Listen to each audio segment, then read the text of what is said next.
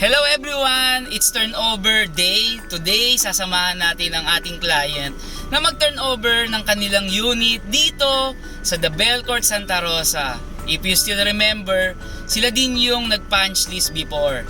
Finally, turnover na ang unit nila. This is the sweetest moment sa ating mga home buyers and investors. Tara, samahan niyo ako sa pag-turnover ng unit ni na Sir Kyle. Karoon uli kami ng final punch list since may nakitang minor defects sina Sir Kyle and ang supportive niyang mami before. Checking of doorknobs kung naglalak and unlock properly kasama na rin ang windows.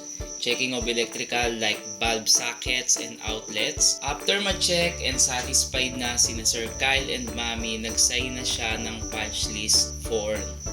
Right away, pumunta kami sa office ng engineering department. Dito, diniscuss ni engineer ang laman ng mga documents sa pipirmahan ni Sir Kyle like do's and don'ts, especially street parking. No street parking kasi kay The Belcourt. Nag-discuss din si engineer regarding on the guidelines on the house improvements. Kagandahan kay The Belcourt is bago i-turn over ang unit, meron talagang masinsin na briefing para malinaw kay owner bago ma-turn over ang unit niya. Finally, inabot na ni engineer ang green book na naglalaman ng lahat ng turnover documents at ang susi. Congratulations po Sir Kyle and sa kanyang supportive parents. Soon, ang kanyang unit is for rent. May improve lang siya sa unit niya bago ito i-open for renting.